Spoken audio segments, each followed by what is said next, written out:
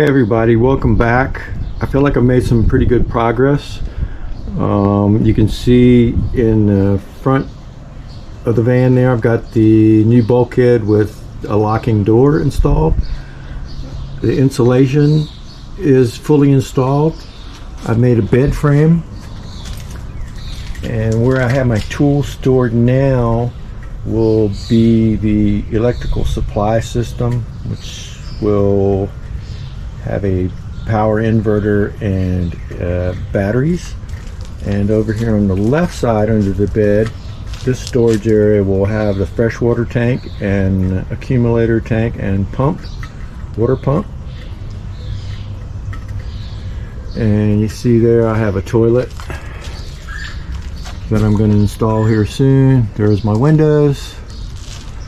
There's my AC unit. Up front you'll see above the bulkhead door there's a max air ventilator fan. So far I probably had the most fun building the bed frame.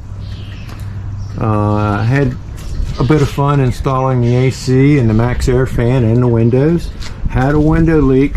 I made sure I slept in the van one night. It was actually several nights now during rains, and I had a little leak, so I had to go outside and put a little more caulking around the outer perimeter of the window, and that solved the leak. I didn't think I had a leak in this window until it rained last night while I was sleeping in it, and it was leaking a little bit. So I'm gonna have to put some caulking in there on the outside of the window, just the same as I did on the other window. I put these little towels here below the window just in case they leak any further. I'm going to keep an eye on them. That way if the water drips down, it'll absorb, the towel will absorb it and kind of wick the moisture out here, and the air will dry the towel rather than the water to drip down behind the paneling where I can't get to it and cause a rust issue. Don't want that. So I have learned that best bet is to leave the paneling off the walls and the ceiling as long as possible, just to make sure I don't have any further leaks. So far no leaks at the AC or the ventilator fan. That's good news. I'm pretty sure they're pretty watertight, no problems. Another advantage of leaving the paneling off is, you see right up there center of the video here, see I got a couple spots right there where the insulation has sagged down, and I have to go back and put a little spray adhesive there. I have a few more spots like that I have to touch up, but good reasons. Two good reasons not to be in a rush to put your paneling up on your walls and your ceilings. You want to make sure you've experienced several good hard rainfalls to make sure you don't have any leaks, and you want to make sure your insulation is secure and you didn't miss any insulation spots. Now we're looking from the side of the van. You see the AC unit up top. You can't see the top of the vent fan, but between the vent fan and the AC unit I got enough room for 500 watts of solar power on the roof. Wish I had more territory, but that's the way it goes. Absolutely love this bulkhead with the locking door I got from AA Products for under $500. Great deal, I thought. Great deal, absolutely. I've seen them as high as $1,500 to well over $2,000. So got a great deal on this. It has a key from the cab side, and it can be locked manual from the living area side. And I think we're going to feel real secure in here because the windows are really not big enough to break in.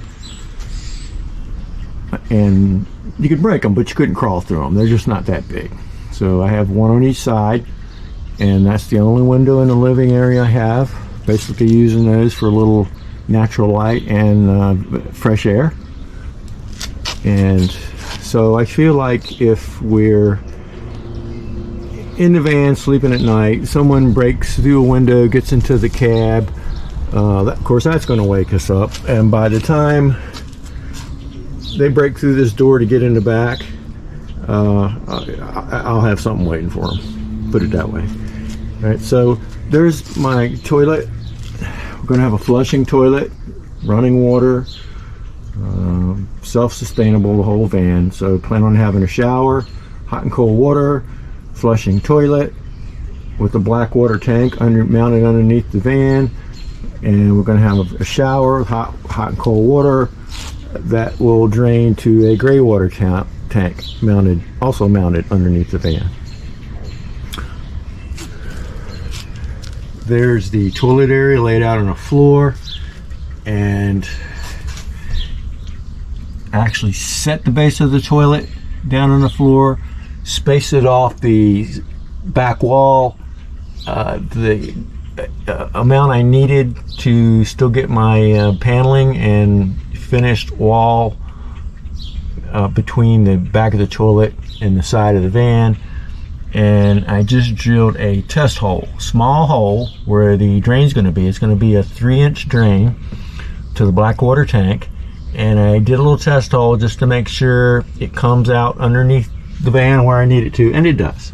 It does. On this side, that's a 24 by 24 toilet room. I'll wait till later to show you how it's going to end up and what's going to be the walls of that and everything. I'm thinking about just putting actually a square PVC pipe with your four 45-degree elbows up top, and just having a shower curtain wrap around that. And over here it's going to be a 24 by 24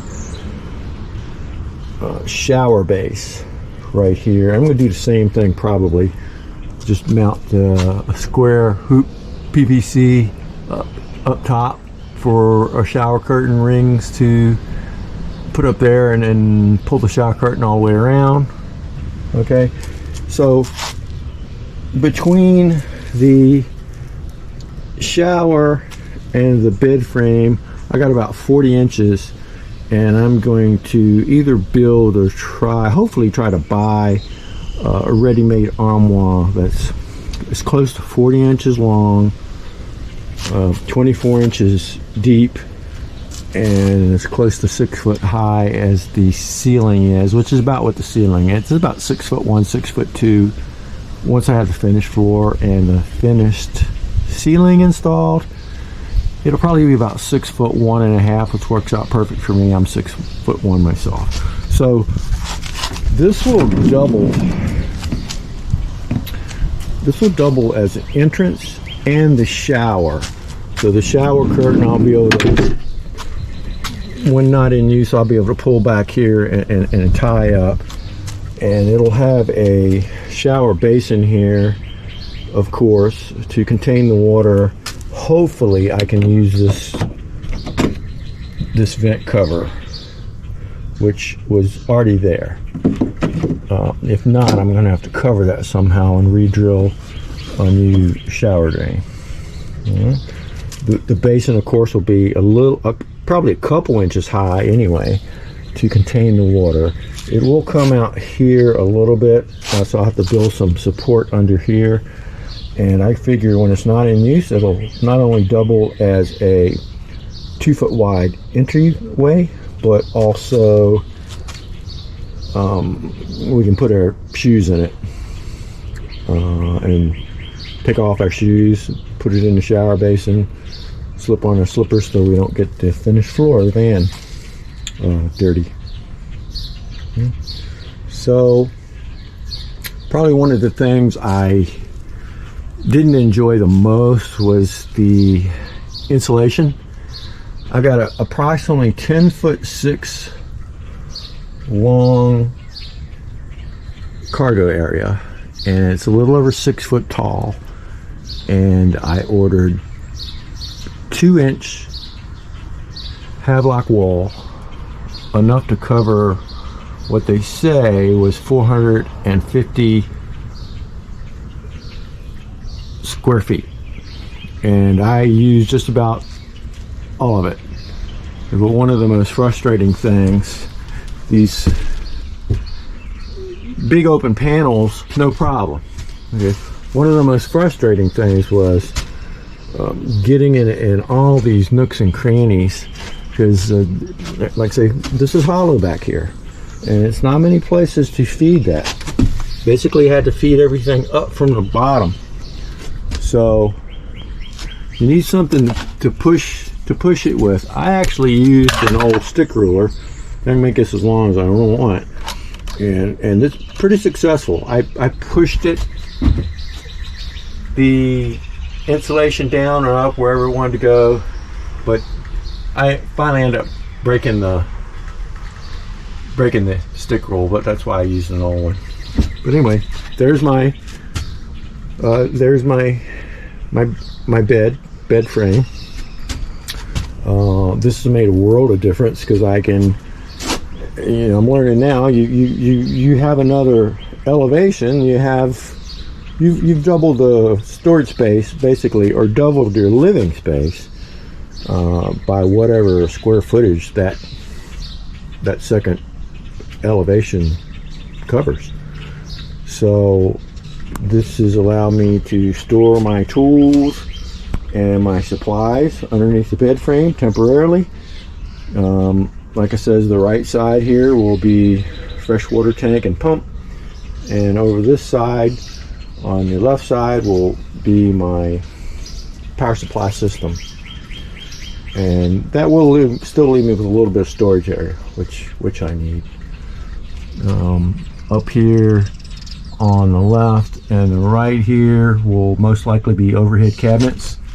So I'll have overhead cabinets all the way down this side, because between the, actually no, it won't be any here where the toilet is, or maybe it will, I don't know, haven't decided that. But if I do run them the whole length, they'll be 12 foot deep, they'll be about 10 foot long, and I haven't quite figured out how high they'll be yet.